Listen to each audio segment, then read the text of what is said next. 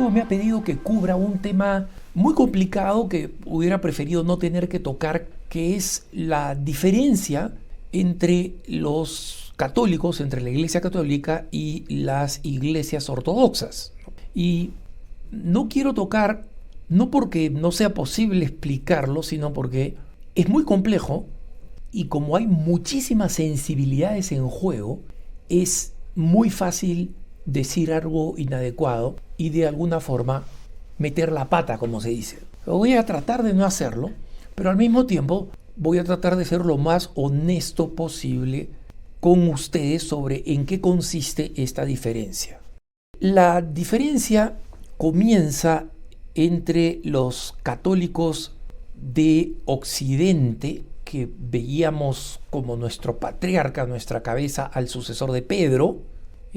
Obviamente el sucesor de Pedro es el Papa, el vicario de Cristo en la tierra en Roma, y además en los católicos de Oriente, en cambio, veían a la cabeza local, al apóstol Andrés, el hermano de Pedro. Y el problema, sin embargo, comenzó con el concilio de Nicea, cuando se estableció el credo niceno, o el credo que nosotros conocemos como el credo niceno-constantinopolitano, ¿no? Porque fue establecido en el concilio de Nicea y después reafirmado en el concilio de Constantinopla.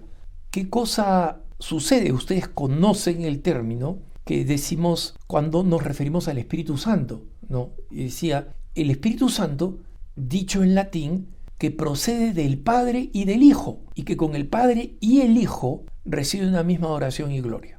Bueno, que procede del Padre y el Hijo es el término, es una palabra en latín que significa filioque, o sea, del Hijo, ¿no? En una sola palabra. Y los que más tarde serían ortodoxos, lo que comenzó a inquietar a muchos de los que después terminarían con el gran cisma, es que los ortodoxos dicen, oye, los de Occidente están cayendo en una herejía que era popular en el Oriente, que se llamaba modalismo, ¿no? Y que decía, mira, la divinidad es en realidad parte de la esencia de Dios, un solo Dios, y que el Padre, el Hijo y el Espíritu Santo son en realidad modalidades de este Dios, modos de este Dios, máscaras, digamos así. Y por eso, porque supuestamente eran modos, esta herejía recibió el nombre de modalismo. Pero, ¿por qué era importante, en cambio, para Occidente decir que procede del Padre y del Hijo? Porque en Occidente estaba combatiendo contra otra herejía. Y esta herejía era la que reducía la figura de Cristo a alguien menor, ¿no? El famoso arrianismo, ¿no? Arrio planteaba que Jesucristo era este gran, extraordinario ser humano sin comparación. Ni antes ni después iba a haber alguien como Cristo, pero no era Dios. Entonces, por eso era importante decir que procede del Padre y del Hijo, ¿no? Y parte del problema estaba también en la lengua. Recuerden ustedes, en Occidente se hablaba el latín, en Oriente se hablaba el griego. Entonces, este fue el primer problema, un problema ya teológico, el del filioque, y el segundo es que en la medida en que el poder político, y acá la política tuvo algo que ver, si es que no bastante, de un imperio romano que estaba decayendo, se fue desplazando de Roma a Constantinopla, al punto que Constantinopla comenzó a ser más importante políticamente. Ahí los cristianos de Oriente, que incluían, digamos, al emperador de Oriente, consideraban que la manera de entender el pontificado, es decir, el Papa, ¿quién es el Papa?, no debería ser una manera absolutamente vertical, como la entendemos los católicos, o sea, cum Petrum et sub Petrum, no solamente estamos con Pedro, sino bajo Pedro, que Pedro es la cabeza de la iglesia, sino que ellos decían y dicen todavía que Pedro es el primero entre los iguales, primus inter pares, el primero entre los iguales. Y en consecuencia tiene esta autoridad ceremonial. Básicamente, si es que hay un gran procesional, él va a tener el papel más importante. Si hay una gran celebración entre todos los patriarcas descendientes de los apóstoles, él es el que va a presidir la celebración. Pero básicamente no es el que tiene que mandar, ¿no? El gobierno debe ser un gobierno sinodal, o sea, entre todos, porque todos son sucesores de los apóstoles y así era como se gobernaba en el pasado. No, esto llega, digamos, a su punto extremo y efectivamente en el 1054 se produce el gran cisma entre el Oriente y el Occidente. Y la autoridad papal fue mucho más importante desde el punto de vista político que el tema del filóque, porque miren, en el tema del filóque, muy pocos católicos lo saben o lo recuerdan, es que cuando la Iglesia Católica trató de resolver este problema, entendiendo que había un problema también de traducción y que se podía estar entendiendo mal por un problema de traducción, bastaba con hacer una aclaración que todos entendían que el que engendra la Santísima Trinidad, el principio engendrador de la Santísima Trinidad, es el Padre. Y por eso decimos en el credo también engendrado, no creado, de la misma naturaleza del Padre o consustancial al Padre. Eso decimos cuando decimos que creemos en Jesucristo. ¿Y qué cosa significa engendrado, no creado? Significa que el Padre es la fuente del Hijo y del Espíritu Santo. Pero este engendrar es un misterio teológico. ¿Por qué es un misterio teológico? Porque no se produjo en el tiempo. Esto es intemporal. Y por eso decimos engendrado, no creado. Y si alguien dice, oye Alejandro, pero ¿cómo se entiende bien eso? Explícalo. Nadie te lo va a poder explicar. Ni el cardenal Ratzinger te lo podría explicar.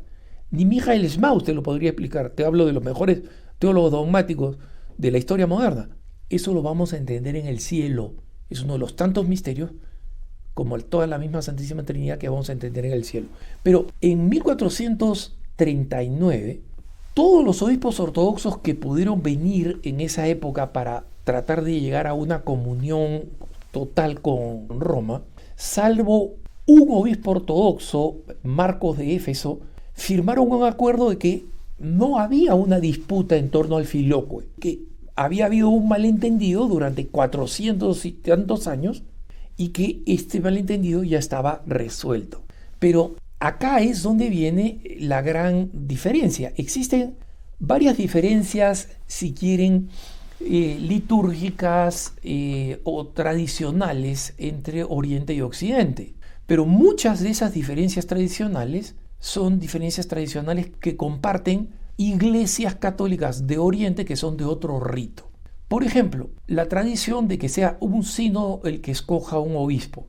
Prácticamente todas las comunidades católicas de Oriente lo hacen y presentan el candidato al Papa y el Papa lo reafirma o puede censurarlo y decir, no, propóngame otro. En Occidente el Papa decide quién es, a este lo voy a hacer obispo. Entonces, no es que el catolicismo esté opuesto a distintas formas regionales, culturales, tradicionales de celebrar determinadas cosas. Los ortodoxos, por ejemplo, no le dan la misma importancia que nosotros le damos a la adoración al Santísimo como devoción. Ojo, como devoción. Ellos creen firmemente como nosotros que Jesús está presente en la Eucaristía, que Jesús responde a las palabras de consagración y el pan se vuelve en el cuerpo de Cristo, y luego, además, que cuando comemos el cuerpo de Cristo y bebemos su sangre. Solamente que si ustedes van a un templo ortodoxo, van a ver que no hay usualmente, en la gran mayoría de los casos, un área para el Santísimo. Lo que hay son íconos, son imágenes que tienen velitas colgadas, porque hay esta devoción a la intercesión de los santos. Y la práctica de la comunión en las celebraciones, en el gran oficio divino, lo que nosotros llamamos la Santa Misa, es tremendamente alentado.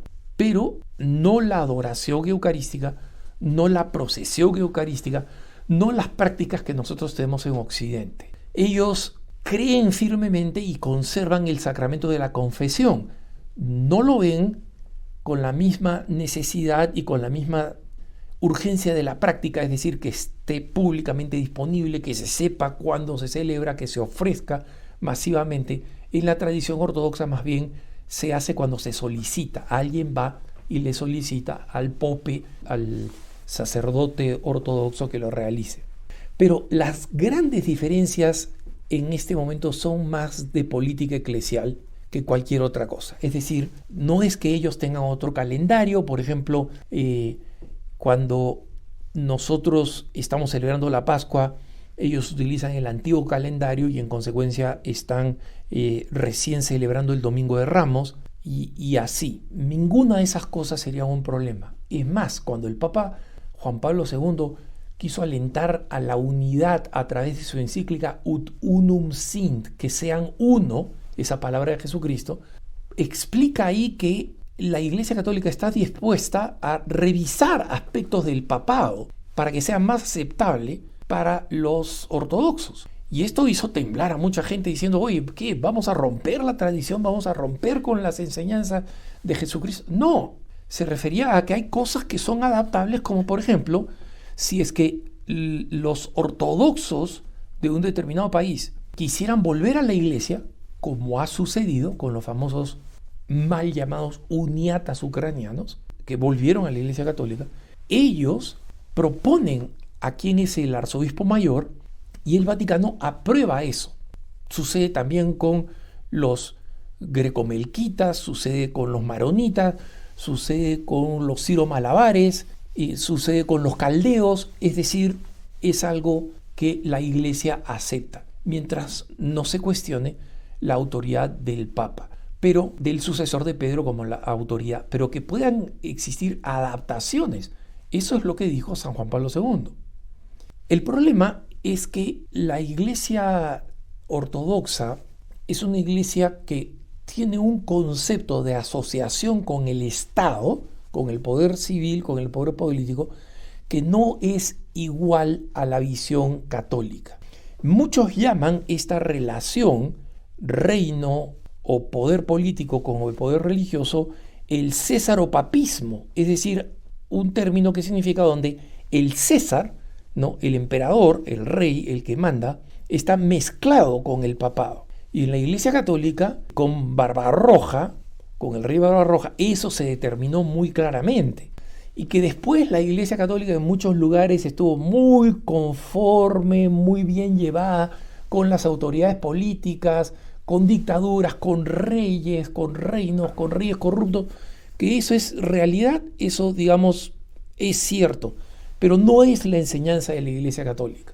Entonces, muchos pueden ver que las distintas familias rusas, o mejor dicho, ortodoxas, por ejemplo, los ortodoxos rusos, supuestamente dependen de el patriarca de Constantinopla, pero Constantinopla ahora se llama Istambul, está dominado por un país musulmán y el patriarca de Constantinopla tiene pues poquitos fieles en Grecia, en Chipre, aquí y allá, y obviamente una gran diáspora, ¿no?, de fieles ortodoxos griegos que han emigrado a muchos lugares. Y en consecuencia eso hace que la iglesia ortodoxa más grande, numerosa y poderosa, especialmente en esta época de Vladimir Putin, sea la Iglesia Ortodoxa rusa. Entonces la Iglesia Ortodoxa rusa teóricamente le debería pedir permiso o requerir un asentimiento, ¿no?, de la Iglesia que es la primera entre los iguales, la de Constantinopla.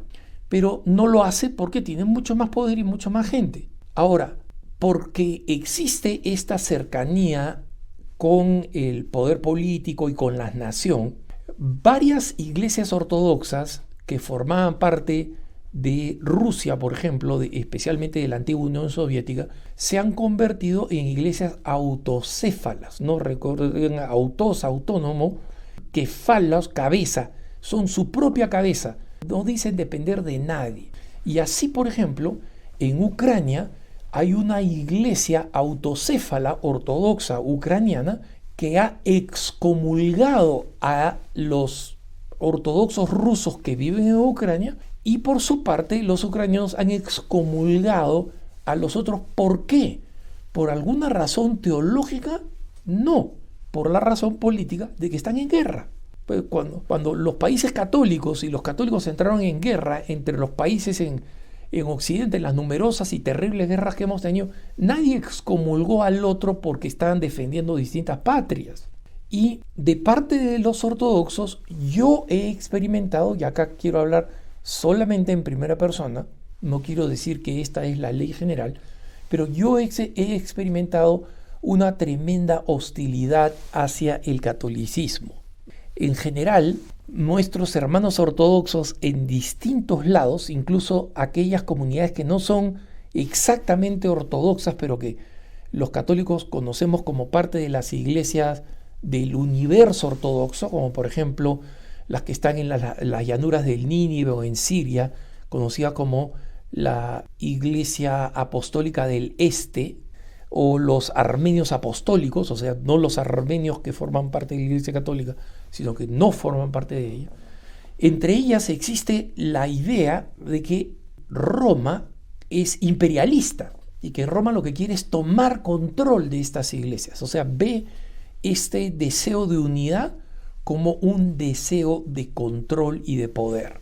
¿Alguien va a poder convencer a las grandes autoridades ortodoxas de que lo que buscamos es la unidad como la ha querido el Señor Jesús? Lo veo difícil. Como he dicho en otros puntos de vista, será un regalo de Dios. Y en algunos lugares, como las llanuras del Nínive, por ejemplo, católicos, siríacos, gente de la Iglesia del Este, armenios del Este, o de la Iglesia Armenia Apostólica, los musulmanes nos han asesinado a todos, asesinan juntos, creando ese ecumenismo de sangre. Pero en cambio la polarización entre Occidente y Rusia a raíz de la guerra en Ucrania ha incrementado la animadversión de los ortodoxos rusos hacia los católicos de Occidente.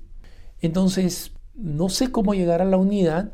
Como dicen los expertos en ecumenismo, no hay una iglesia doctrinalmente más cercana que los ortodoxos, ni emocionalmente más lejana que los ortodoxos, porque incluso iglesias protestantes con las cuales doctrinalmente no tenemos nada que ver, están más dispuestos a trabajar con los católicos, a llevarse bien con los católicos, que lo que están los hermanos ortodoxos, ¿no? Pero esperemos que el Señor nos despierte a todos y nos conceda el don de la unidad. Que tengas un buen día.